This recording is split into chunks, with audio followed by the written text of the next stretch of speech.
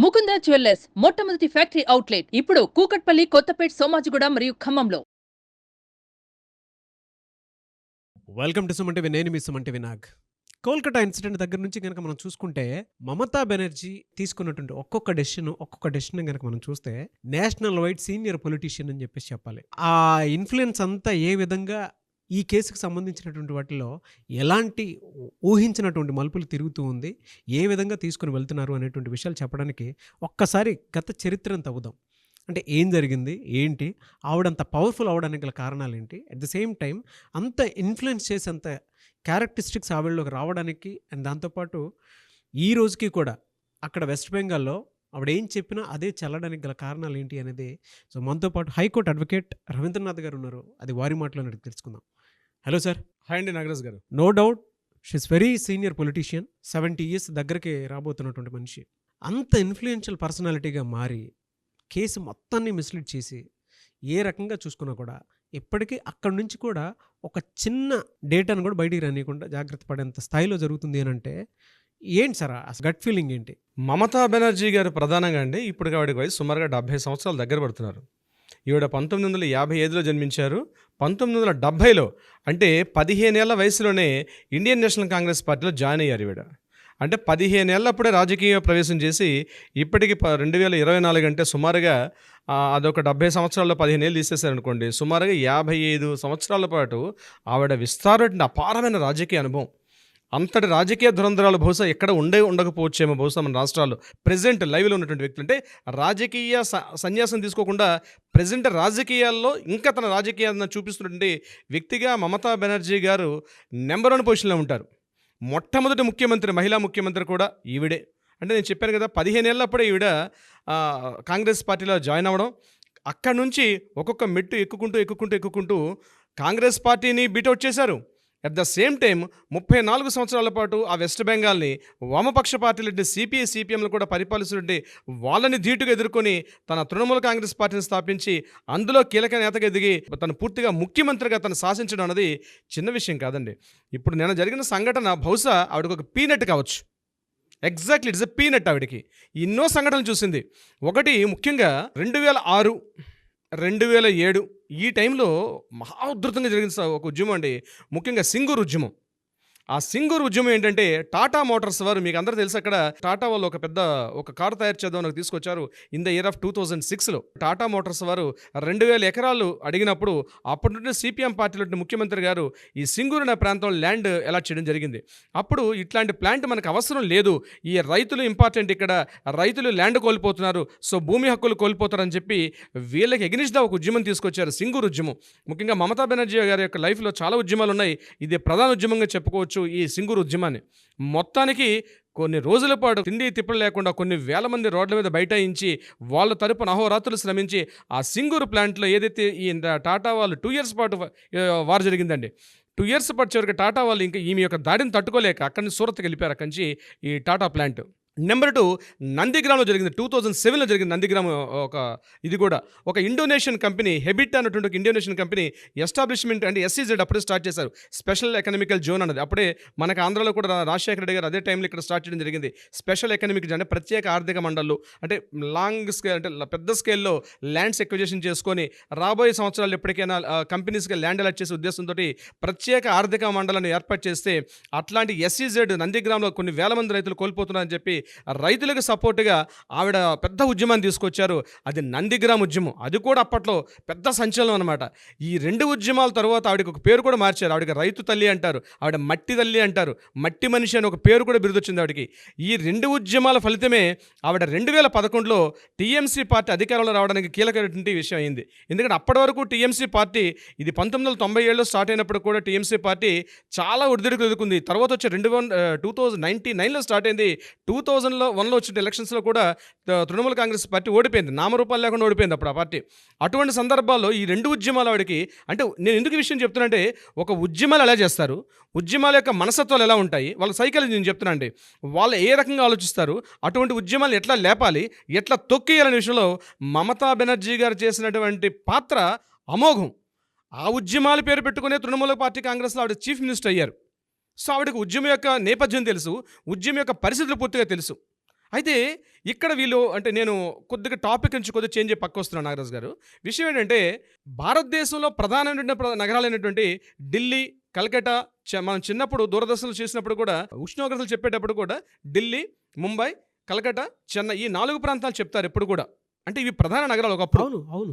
ఇవి ప్రధాన నగరాలు మనకి కంట్రీలో. అయితే ఢిల్లీ డెవలప్ అయింది, ముంబై డెవలప్ అయింది, చెన్నై డెవలప్ అయింది, కానీ కలకత్తా స్వాతంత్ర్యం వచ్చిన ఈ రోజుగా 78 సంవత్సరాల తర్వాత కూడా ఇప్పటికి కూడా మిగిలిన నగరాలతో పోలిస్తే అంతా డెవలప్ కాలేదు.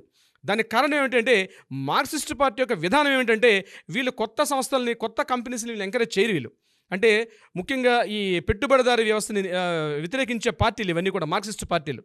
అందుకే మీకు చెన్నైలో రకరకాల కంపెనీస్, హుండాయ్ కానీ మొదలు ఎన్నో కంపెనీస్ వచ్చాయి, ఢిల్లీలో వచ్చాయి, ముంబైలో వచ్చాయి. అట్ ద సేమ్ టైం 2000 వచ్చినట్టు ఐటీ సెగ్మెంట్ పెరిగిన తర్వాత కూడా ఎన్నో ఐటీ కంపెనీస్ ప్యారలల్గా ఈ 4 నగరాలతో పాటు బెంగళూరు, పూణే, అహ్మదాబాద్ ఈ సిటీస్ డెవలప్ అయ్యి, ఇంక్లూడింగ్ హైదరాబాద్తో సహా. కానీ ఎప్పటికో పురాతన సిటీ అంటే కలకత్తా నగరం మాత్రం అట్లాగే ఉండిపోయింది.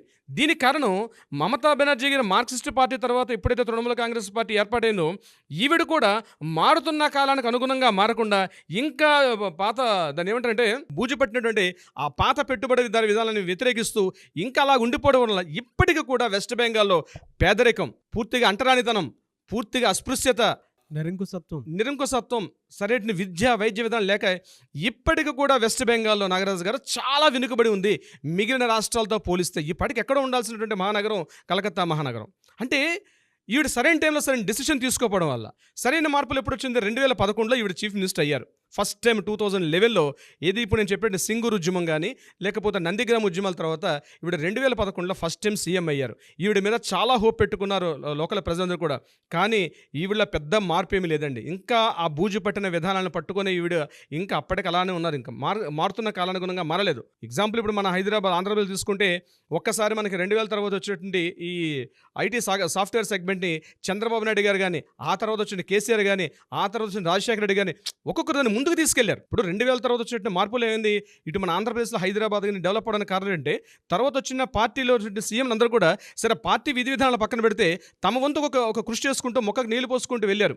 కానీ ఈ రోజుకి సాఫ్ట్వేర్ రంగం నుంచి కలకత్తా రంగంలో డెవలప్ కాకపోవడానికి కారణం అంటే మమతా బెనర్జీ తీసుకున్న నిర్ణయాలు ఒక రకంగా కారణం.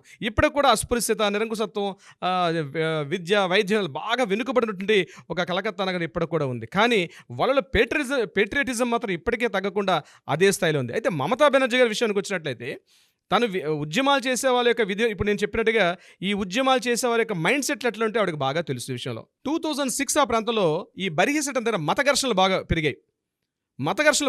అంటే ఒక చిన్న ఎవరో సోషల్ మీడియాలో ఒక పోస్ట్ పెట్టారు. అది ఆ పోస్ట్ ఏమైందంటే హిందూ ముస్లిమ్స్ మధ్య బాగా పెద్ద వివాదం రాజుకుంది. అది ఎంతగా వివాదం రాజుకుందంటే కొన్ని వందల మంది ప్రాణాలు కోల్పోయారు ఆ బరిహిసెట్ అనేటువంటి ఒక ప్రాంతంలో జరిగిన వివాదాల వల్ల. దాన్ని కూడా సరైన విధంగా దాన్ని ఆ మత ఘర్షణని అనుకున్నట్టుగా దాన్ని కంట్రోల్ చేయకపోవడంలో ఒక విధంగా మమతా బెనర్జీ గారు ఫెయిల్ అయ్యారు. దాని తర్వాత హూగ్లీలో వచ్చినటువంటి మత ఘర్షణలు, అది కూడా సేమ్ కమ్యూనల్ ప్రాబ్లమ్స్. అక్కడ కూడా ఈ హిందూ ముస్లిమ్స్ మధ్య వచ్చినటువంటి ఆ విధి విధానాలకు కూడా సరైన విధంగా కంట్రోల్ చేసుకోవడం వల్ల ఈ టైంలో ఏమైంది? ఇక్కడ 2 వ్యవస్థలు అండి ముఖ్యంగా వెస్ట్ బెంగాల్లో. ఒకటి communist party, Congress party, BJP party మీద కొంతవరకు అపవాదం ఉంది. ఇది పూర్తిగా మతతత్వ పార్టీ నాకు అపవాదం ఉంది. కమ్యూనిస్ట్ పార్టీ పెట్టుబడిదారు విధానానికి పూర్తిగా వ్యతిరేకత ఉంటుంది. కాంగ్రెస్ పార్టీ వీళ్ళు సెక్యులర్ పార్టీస్ విధానం ఉంటారు. కానీ ఈ మధ్యలో తృణమూల పార్టీ ఈ టీఎంసీ పార్టీ ఏదైతే ఉందో తను కంప్లీట్గా బ్యాలెన్స్ చేసుకోలేక కంప్లీట్గా ఒక విధంగా చెప్పాలంటే 3 సార్లు ముఖ్యమంత్రిగా 2011, 2016, 2021 3 సార్లు ఎన్నికైంది ఆవిడ అది చీఫ్ మినిస్టర్గా. కానీ 2021 తర్వాత నుంచి ఆవిడ యొక్క గ్రాఫ్ తగ్గుకుంటూ వచ్చింది. ముఖ్యంగా శారదా చిట్ ఫండ్ స్కామ్ అయితేనేమి, తర్వాత వచ్చినటువంటి మరికొన్ని చిట్ ఫండ్ స్కామ్స్, రకరకాల చిట్ ఫండ్ స్కామ్స్లో ఇరుక్కుపోయిన చాలామంది, అక్కడ కొన్ని కోట్ల మంది అక్కడ నష్టపోయారు ఈ చిట్ ఫండ్ స్కామ్లో పెట్టి. తర్వాత ప్రజల్లో ఉన్నటువంటి రైతులకు కావాల్సినటువంటి ఒక విధంగా వాళ్ళకి సపోర్ట్ అంటే తను ఉద్యమాలు చేసింది, తన అధికారంకి వచ్చిన తర్వాత ఇప్పటికి కూడా వాళ్ళకి ఇప్పుడు రైతు బంధువులు లాంటి పథకాలు కానీ, రైతులకు రుణమాఫీ పథకాలు కానీ ఇవ్వడంలో రాష్ట్ర ప్రభుత్వం చాలా వెనుకబడింది. అట్ ద సేమ్ టైం కేంద్ర ప్రభుత్వం నుంచి కూడా వీరికి సత్సంబంధాలు లేకపోవడం, అంటే కేంద్ర ప్రభుత్వం చూస్తున్నటువంటి ఆ యొక్క పరిమితంగా ఉన్నటువంటి నిధులు కూడా ఆ రాష్ట్రాన్ని డెవలప్ చేసుకోలేకపోవడం పరిస్థితి. ఒక విధంగా చెప్పాలంటే చక్రబంధం ఉంది. ఆవిడ ఫైనాన్షియల్గా, ఆర్థికంగా చెప్పాలంటే వెస్ట్ బెంగాల్ స్టేట్ మాత్రం మిగిలినటువంటి రాష్ట్రాలతో పోలిస్తే కొంత చక్రబంధంలో ఉంది మమతా బెనర్జీ తీసుకున్నటువంటి కొన్ని చారిత్రక తప్పిదాల వల్ల. అయితే ఇప్పుడు మనం టాపిక్ వద్దాం. ఇప్పుడు మన మమతా బెనర్జీ గారు ఇప్పుడు ఈ సంఘటన విషయాన్ని తీసుకొస్తే మమతా బెనర్జీ గారు మొదటి నుంచి ఆవిడ కావాల్సింది ఏంటంటే ప్రజల యొక్క సానుభూతి, ప్రజల్లో ఒక మమేకం అయిపోతారు. తను కూడా వాళ్ళలో ఒక వ్యక్తిగా కనిపిస్తారు. ఒక సాధారణమైన చీర కట్టుకుంటారు. ఎంత దూరం నడుచుకుంటూ వెళ్తారు. ఒక ఒక చిన్న మామూలు చేతి సంచి ఒకటి, అంటే మామూలుగా ఒక సాధారణ గృహిణి ఎట్లా ఉంటారో తన వేష భాషలు అలాగే ఉంటాయి. భాష ఎలా ఉంటుంది, వాళ్ళలో కంప్లీట్గా లోకల్ భాష మాట్లాడుతూ వాళ్ళకి దగ్గరగా అయ్యే ప్రయత్నం చేస్తారు. అయితే ఇప్పుడు ఈ విషయానికి వచ్చినప్పుడు, ఇప్పుడు ఏదైతే ఈ ఆగస్టు 9 మనం ఏదైతే రేప్ అండ్ మర్డర్ కేసు సంబంధించి ఏదైతే మాట్లాడుకుంటున్నాం, దీని విషయాలు మాత్రం రోజు రోజుకి ఒక కొత్త మలుపు తిరుగుతున్నటువంటి ఈ సందర్భంలో మమతా బెనర్జీ గారు వేసినటువంటి ఎత్తుకు పై ఎత్తులు, సందీప్ ఘోష్కి ఆల్రెడీ ఒక బర్త్డే విషెస్ చెప్తూ ఒక లెటర్ రాశారు, దాన్ని పక్కకి వెళ్ళిపోయింది. సిబిఐ మీద తన ఇన్ఫ్లుయెన్స్ చూపిస్తున్నారనే విధానం కూడా టాపిక్ పక్కకి వెళ్ళింది. ఇప్పుడు ఏమైంది, అక్కడ నిరసనకారులు, మమతా బెనర్జీ ప్రభుత్వం, ఈ రెండింటి మధ్య ఒక పెద్ద వార్ నడుస్తుంది. ఈ వార్లో ఒక్కొక్క రోజు ఒక్కొక్కరికి ఎత్తుకు పై ఎత్తులు వేసుకుంటూ వెళ్తున్నారు. కానీ మంకు పట్టి విడకుండా నిరసనకారులు అదేవిధంగా ఉన్నారు. మమతా బెనర్జీ కూడా తన మంకు పట్టి విడట్లా. వాళ్ళు ఒకటే డిమాండ్ అడిగారు, వీలైతే ట్రాన్స్పరెంట్గా మనం లైవ్ టెలికాస్ట్ చేయమన్నారు. ఇది ఆవిడకి ఏంది డిఫెన్స్లో పడింది. లైవ్ టెలికాస్ట్ పెట్టండి, లేకపోతే మేము మీ చర్చలకు రావని చెప్పి ఎప్పుడైతే నిరసనకారులు వాయిస్ పెంచారో ఇమ్మీడియట్గా మమతా బెనర్జీ తన డిఫెన్స్లో పడిపోయింది. ఇప్పుడు తను ఆడిన డ్రామా ఏంటి, నా కుర్చీ ఇంపార్టెంట్ కాదు, నా chair is not a important, నాకు ప్రజల యొక్క భవిష్యత్తు ఇంపార్టెంట్, ప్రజల యొక్క ఇది ఇంపార్టెంట్, వీలైతే నేను కూడా మీతో పాటు వచ్చి స్ట్రైక్ చేస్తాను, మీతో పాటు నేను ధర్నాలో పాల్గొంటా, మీతో పాటు న్యాయం కావాలని కోరుకుంటా, ఎవరైతే బాధిత తల్లిదండ్రులు ఉన్నారో వాళ్ళకి సత్సహాయం చేస్తానని చెప్తూ తను ఇమ్మీడియట్గా యూటర్న్ తీసుకొని ఇప్పుడు డిఫెన్స్ ఎవరికి పడేసింది, నిరసనకారులు డిఫెన్స్లో పడ్డారు. ఈవిడేందా బాస్ చూసి సీఎం అంటుంది, నేను సీఎం కూర్చుని కూడా వదిలేని సిద్ధంగా ఉన్నాను, మీరు చెప్పండి విడిచేయమంటే విడిచేస్తానని చెప్పి. మొన్నటిదాకా నిరసనకారులు ఏమని మాట్లాడారు, మమతా బెనర్జీ రిజైన్ చేయాలి, సిపి రిజైన్ చేయాలి అని చెప్పి ఎప్పుడైతే గట్టిగా గలమెత్తారో, ఎప్పుడైతే మమతా బెనర్జీ ఈరోజు సీఎం నేను రిజైన్ రెడీగా ఉన్నాను, ఓకే మీరు ఓకే అంటే ఇప్పుడు నేను చెప్పండి అని చెప్పి తన డాక్యుమెంట్ కూడా రెడీ చేసి వాళ్ళ ముందు చూపించడంతో ఇప్పుడు నిరసనకారులు ఏమంటున్నారు, మేము రాజీనామా మిమ్మల్ని అడగలేదు, మా డిమాండ్స్ ఏవైతున్నాయో ఆ డిమాండ్స్ని కంప్లీట్ చేయమని అడుగుతామని తప్పించి నీ రాజీనామా వల్ల వచ్చి మాకు ఉపయోగం లేదని చెప్పి వీళ్ళు డిఫెన్స్లో పడ్డారు. అంటే ఈ రకంగా ఒక ఎత్తుకు పై ఎత్తులు. ఆవిడ అపార అనుభవం అండి, 70 సంవత్సరాల వ్యక్తి, అంటే 15 ఏళ్ళప్పుడు రాజకీయాలు వచ్చిందంటే పివి నరసింహరావు గారిని చూసింది, వాజ్పేయి గారిని చూసింది, మన్మోహన్ సింగ్ గారిని చూసింది. ఆవిడ రైల్వే శాఖ మంత్రిగా పనిచేస్తారు. 1991లోనే ఈవిడ ఫస్ట్ రైల్వే ఒక సహాయ మంత్రిగా పనిచేశారు. 91లో, 1991లో, 92లో జరిగిన బాబరీ అల్లర్లు చూశారు. అంటే మహామహులతో ఆవిడ చూసేశారు అక్కడ. ఆ ఉద్దండ అతిరథ మహారాజులు అంటారు చూసారా, అట్లాంటి ముఖ్యమంత్రులు కానీ, ముఖ్యంగా ప్రణబ్ ముఖర్జీ, జ్యోతి బసు, ఇట్లాంటి వాళ్ళ సహచర్యం వాడికి తెలుసు. సెంటర్లో చూస్తే ప్రైమ్ మినిస్టర్లు మన్మోహన్ సింగ్, మన పివి నరసింహరావు గారు, వాజ్పేయి గారు, ఇప్పుడు నరేంద్ర మోడీ గారు, అంటే అతిరథ మహారాజులు అందరితోటి ఆవిడ సాంగత్యం తెలిసిపోయింది. సో భారతదేశంలో ఒకప్పుడు పెద్ద పెద్ద అల్లర్లు, ముఖ్యంగా మత సంఘర్షణ చూశారు. సో ఆవిడ దృష్టిలో ఇది ఒక స్మాల్ పీనట్ అని ముందు అనడానికి కారణం అదే. దీన్ని సక్రమంగా ఎదుర్కొంటారు సార్. వాళ్ళు వర్షంలో నిరసన వ్యక్తపరుస్తున్నారు సార్. వర్షంలో అంత దారుణంగా మాకు న్యాయం జరగాలి అని చెప్పేసి వాళ్ళు రోడ్ల మీద బైఠాయించి వర్షంలో కూడా నిరసన తెలుపుతున్నారు అని అంటే, అంత నిరంకుశత్వం అంటే ఎలా సార్ అసలు? దీనికి ప్రజల్లో వ్యతిరేకత రావాలండి, నిరసనకారులో వ్యతిరేకత కాదు. ప్రజల్లో వ్యతిరేకత వచ్చిన రోజు నాడు ఎంత పెద్ద నిరంకుశవాదైనా కిందకి పడాల్సిందే. ఇది చరిత్ర చెప్తున్న సాక్ష్యం. ప్రజల్లో మార్పు రావాలి, కానీ ప్రజల సంఘీభావం తెలపట్ల నిరసనకారులు కొన్ని వేల మంది, వందల మంది వస్తున్నారు. నేను నిన్ననే మనం ఒక వీడియోలో మాట్లాడుకున్నాను నాగరాజు గారు, ఎస్మా ప్రయోగిస్తే, ఎసెన్షియల్ సర్వీసెస్ మెయింటెనెన్స్ యాక్ట్ వస్తే ప్రాబ్లం ఏమిటి? ఇన్ని రకాల పరిస్థితులు ఎదుర్కొంటారు. సామాన్య జనం మాత్రం ఇందులో సపోర్ట్ చేయడం లేదు సార్. ఇప్పుడు ఆవిడ మాట్లాడినటువంటి స్టేట్మెంట్ దేన్ని బేస్ చేసుకుని అడ్వాంటేజ్ తీసుకున్నారు అని అంటే, సుప్రీంకోర్టు ఇచ్చినటువంటి మీరే తక్షణమే మీ విధుల్లోకి మీరు వెళ్ళిపోండి అని చెప్పేసి సుప్రీంకోర్టు ఒకటి జారీ చేయడం జరిగింది. ఆ జారీ చేసిన తర్వాత వీళ్ళు ఇంకా వెళ్ళట్లేదు.